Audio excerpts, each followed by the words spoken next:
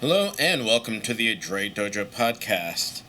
I am Chuma, and today is another roadmap series. This one talking about the Adroit Dojo and our roadmap for training our students.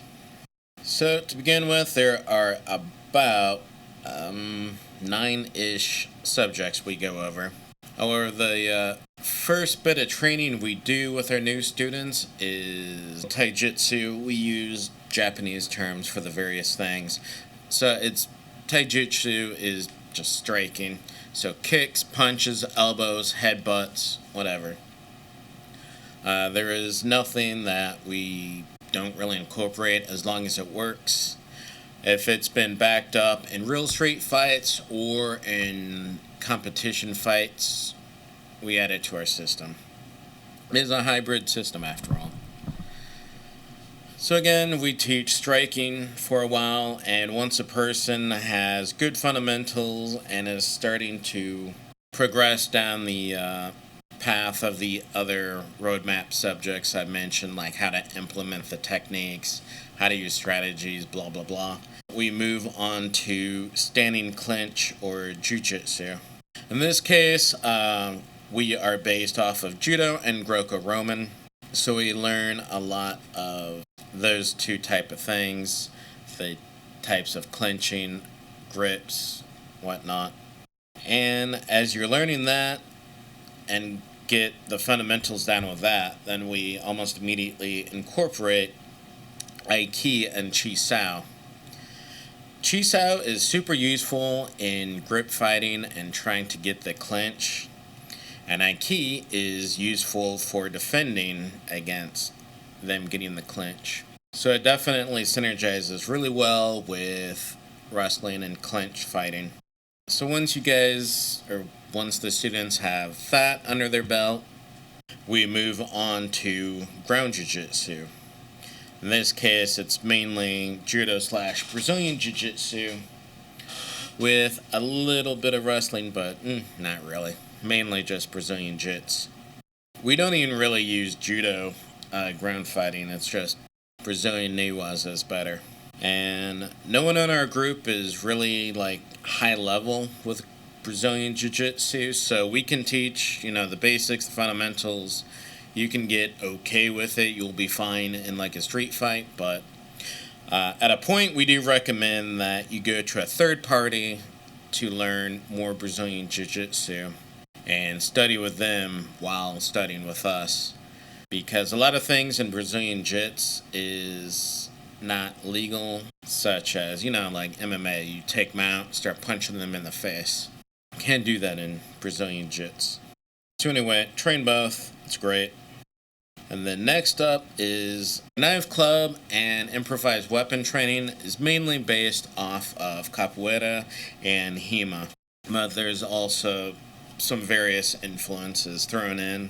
Maybe one day one of our people will train in Filipino martial arts and bring some of that in. But until then, it's mainly those two. And then next up is firearm training, which is based off of the U.S. military. So it doesn't really matter which branch. We have just various branches who've trained and learned from each other. And the system is pretty similar anyway between our 4 branches compared to some of the foreign countries. And then next up is tactics, strategy. So when I'm talking about tactics, I'm not talking about implementing how to set up a sweet kick or takedown. I'm talking you're walking down the street, maybe walking your dog, and maybe a bigger hostile dog shows up. What do you do? Or maybe you just get out of the movie theater, or let's say the bar. Bars have more violence than movie theater. So you get out of the bar, people are drunk and hostile. What do you do? So it's things like that where you have to start thinking about the what ifs. Where's the nearest way to exit the situation? How many people are there? Do they seem like they have weapons? Do they seem like you can talk to them? kind of use your charisma or verbal judo? Are they in between your car, etc.? So that's what we go over. Next is first aid, which is also a third party. So we don't really teach it. You just go get your certification via third party. Right now I'm certified through the Red Cross. Have been for a few years now. Before that, I don't even remember who I was certified with. One of them was through a job I had, but whatever. Point is, you learn how to deal with things like heat stroke, heart attack, regular stroke, etc.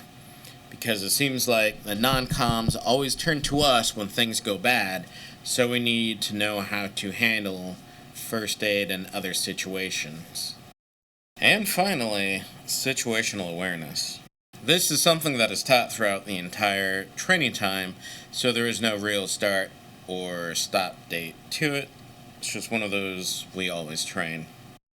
But I think a lot of times there's more focus of it when we're talking about tactics, strategies. So there you have it. That is the roadmap for the Adroit Dojo. Again, we train Taijutsu first, then Jujitsu, and then I want to say Tanto Jutsu, Juki Jutsu, and then strategy, tactics, first aid. Hopefully you learned something, and comment below how your dojo or gym trains. Let me know. And this has been Chuma with the Adroit Dojo Podcast.